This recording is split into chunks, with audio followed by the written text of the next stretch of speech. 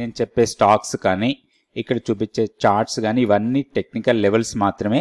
ఏ stock కూడా by are cell recommendation అయితే కాదు. హాయ్ ఫ్రెండ్స్, దిస్ ఇస్ ఆర్పి. ఈరోజు 24th September 2025. నిఫ్టీ నష్టాల్లో క్లోజ్ అయింది. 112 పాయింట్లు మైనస్లో 25,056 దగ్గర క్లోజ్ అయింది. సెన్సెక్స్ 386 పాయింట్లు మైనస్లో 81,715 దగ్గర క్లోజ్ అయింది. సో డాలర్తో రూపాయి మార్కం కొంచెం వీక్గానే ఉంది. రూపీ చాలా వీక్గా ఉంది. 88.73 దగ్గర క్లోజ్ అయింది ఈరోజు. అయితే ఓవరాల్గా మనం ఈరోజు మార్కెట్ సెంటిమెంట్ చూస్తే చాలా నెగిటివ్గా ఉంది. అండ్ నిఫ్టీ 50 స్టాక్స్లో 15 స్టాక్సే పాజిటివ్ ఉంటే 35 స్టాక్స్ నెగిటివ్లో క్లోజ్ అయ్యాయి. నిఫ్టీ 500 స్టాక్స్లో 136 స్టాక్స్ అడ్వాన్స్ ఉంటే 361 స్టాక్స్ డిక్లైన్లో ఉన్నాయి. సెక్టోరియల్గా చూస్తే అన్ని సెక్టార్స్, మ్యాక్సిమం సెక్టార్స్ అన్నీ కూడా నెగిటివ్లోనే క్లోజ్ అయ్యాయి. పాజిటివ్గా క్లోజ్ అయిన సెక్టార్స్ 2 ఉన్నాయి, కాకపోతే వెరీ నామినల్ పాజిటివ్ అనుకోవచ్చు. సిపిఎస్సి తర్వాత ఎఫ్ఎంసీజీ, ఈ 2 సెక్టార్సే కొంచెం గ్రీనిష్గా క్లోజ్ అయ్యాయి. మిగిలిన సెక్టార్స్ అన్నీ కూడా నెగిటివ్లో క్లోజ్ అయ్యాయి. టాప్ లూజర్ రియాలిటీ 2.49% మైనస్లో క్లోజ్ అయింది. తర్వాత ఆటో సెక్టార్లో కూడా కొంత ప్రాఫిట్ బుకింగ్ చూసాము ఈరోజు హైయర్ లెవెల్స్ నుంచి. ఎనర్జీ, వీటన్నిటిలో కూడా నష్టాలు అవి చూసాం. నిఫ్టీ 50 స్టాక్స్ చూద్దాం. నిఫ్టీ 50 స్టాక్స్లో గెయినర్స్లో చూస్తే పవర్ గ్రిడ్ టాప్లో ఉంది. 293 రూపీస్ 30 పైసా దగ్గర క్లోజ్ అయింది. 1.63% పాజిటివ్తోని. తర్వాత NTPC, Hindustan Unilever, Tata consumer products, JSW steel, Maruti ఇవన్నీ పాజిటివ్గా ఉన్నాయి.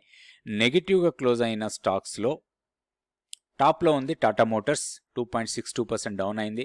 తర్వాత బీఈఎల్ 2.23% మైనస్లో.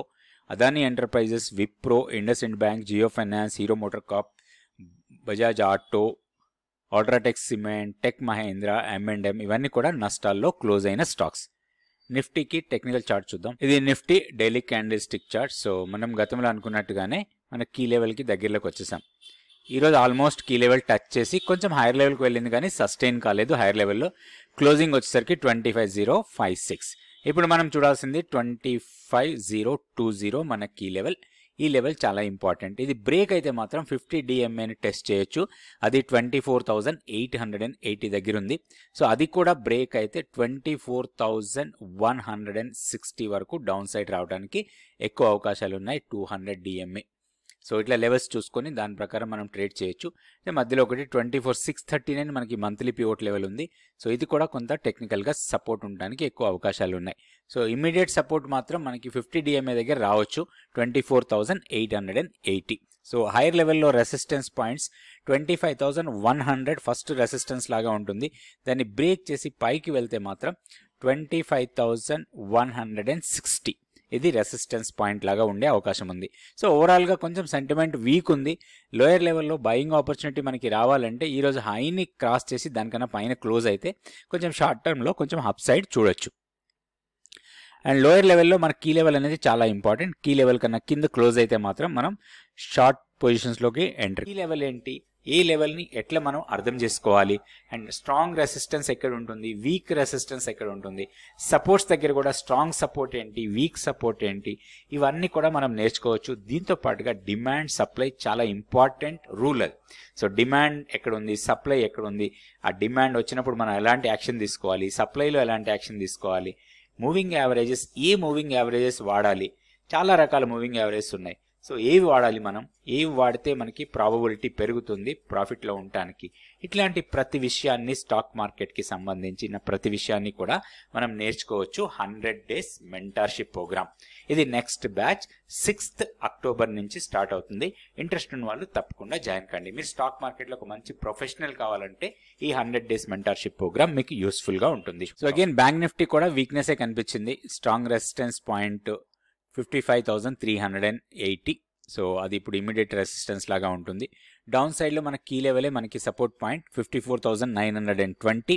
ఇప్పుడు క్లోజింగ్ వచ్చి 55,121 దగ్గర అయింది. బట్ వీక్నెస్ ఉండే అవకాశాలు చాలా ఎక్కువ కనపడుతున్నాయి. ఈ ర్యాలీ కొంత రీట్రేస్ అవుతుంది. ప్రీవియస్గా ఒక స్ట్రాంగ్ ర్యాలీ చూసాం 53,600 నుంచి దాదాపుగా 55,700 వరకు. సో అది ర్యాలీ కొంత రీట్రేస్ అవుతుంది. ఈ రీట్రేస్మెంట్ ఇంకొంచెం జరిగే అవకాశాలు ఉన్నాయి. అయితే ఈరోజు లో ఏదైతే ఉందో అది కొంచెం టెక్నికల్గా సపోర్ట్ పాయింటే మనకి 100 day ఎక్స్పోనెన్షియల్ మూవింగ్ యావరేజ్ 55,019 దగ్గర ఉంది. సో ఆల్మోస్ట్ మనకు దానికి దగ్గరలో ఉన్నాం. సో అది ఇమీడియట్ సపోర్ట్ 54,920 మన కీ లెవెల్ కన్నా కింద క్లోజ్ అయితే మాత్రం 54,472 వరకు వెళ్ళొచ్చు. హైయర్ లెవెల్లో 55,378 ఇమీడియట్ రెసిస్టెన్స్, దాన్ని బ్రేక్ చేసి పైకి వెళ్తే మాత్రం ఇంకొక 300 to 400 పాయింట్స్ అప్ సైడ్కి వెళ్ళచ్చు. అంటే 55,800 850 లెవెల్స్కి వెళ్ళడానికి అవకాశాలు ఉన్నాయి. ఇట్లా లెవెల్స్ చూసుకొని మనం ట్రేడ్ చేసుకోవచ్చు బ్యాంక్ నిఫ్టీలో. నెక్స్ట్ సెన్సెక్స్ లెవెల్స్ చూద్దాం. సో సెన్సెక్స్ కూడా వీక్నెస్ కనపడింది ఈరోజు. అండ్ మోర్ ఓవర్ గతంలో వచ్చిన డోజీ క్యాండిల్స్ ఏవైతే ఉన్నాయి, 2 డోజీ క్యాండిల్స్ ఫామ్ అయినాయి. ఈ 2 డోజీల కన్నా కూడా కింద క్లోజ్ అయింది, కొంచెం వీక్నెస్ అనుకోవచ్చు. అండ్ ఇంకొకటి ఇంపార్టెంట్, ఈరోజు మనకి 20-day ఎక్స్పోనెన్షియల్ మూవింగ్ యావరేజ్ కన్నా కూడా కింద క్లోజ్ అయింది 81,715. షార్ట్ టర్మ్లో కొంచెం వీక్నెస్ ఉండే అవకాశం ఉంది. Immediate support 81,360. ఇది మనకి 50-day సింపుల్ మూవింగ్ యావరేజ్.